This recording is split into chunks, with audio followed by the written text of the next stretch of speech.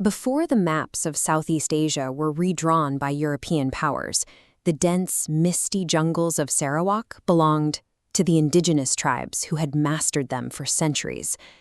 James Brooke, a retired British officer, arrived here in 1839. After intervening in a local rebellion, he was granted the territory of Kuching. He became the first white Raja, a private citizen ruling his own personal kingdom.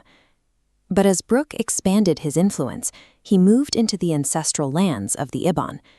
These communities lived in massive communal longhouses, governed by their own laws and traditions, with no intention of submitting to a foreign ruler. Resistance formed around a leader named Libau Anak Ningkan, better known as Rentap, the Earthshaker.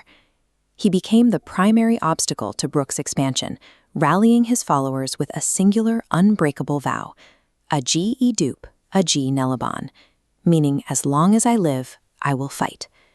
In 1848, Brooke attempted to break this resistance by force. He sent 1,000 troops up the Batang Lukar River to occupy Rentap's territory and demand submission. Rentap anticipated the move.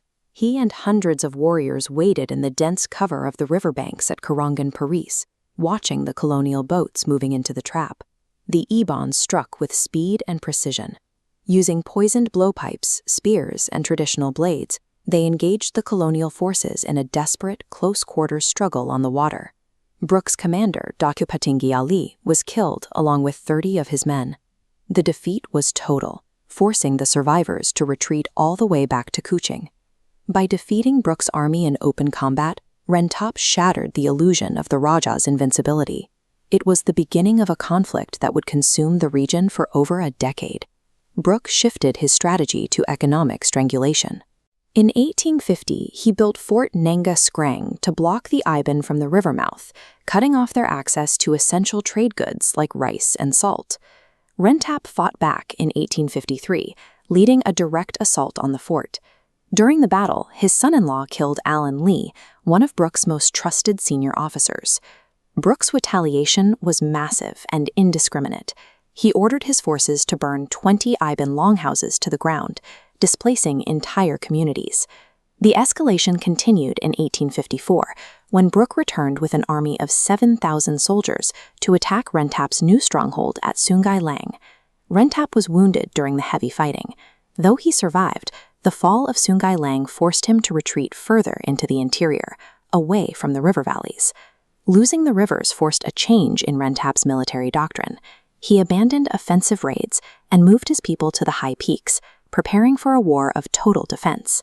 Rentap established his stronghold at Bukit Sadok. 2,000 feet high, steep cliffs forced attackers into a narrow path. Defenders built dense ironwood barricades and mounted a heavy cannon. In 1857, 4,000 soldiers failed to breach these walls, retreating after their leader was shot. During a second siege in 1858, Rentap waited until Brooke's men reached the very edge of the summit before launching a massive counterattack. The surprise was so effective that the colonial army broke and fled a second time. Bukit Sadok was now a beacon of successful resistance.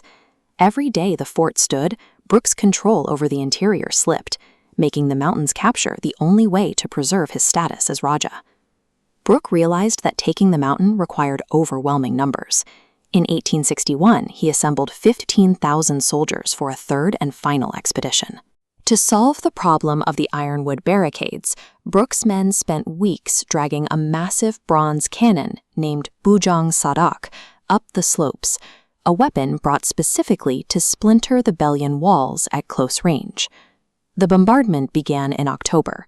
17 rounds from the heavy gun eventually tore through the fortress walls, creating the first breach in Rentap's defenses. Thousands of soldiers poured through the gaps. The fortress was burned to the ground, and the resulting fire was visible for hundreds of kilometers across the Sarawak jungle. Brooke finally held the peak, but it was a victory of attrition.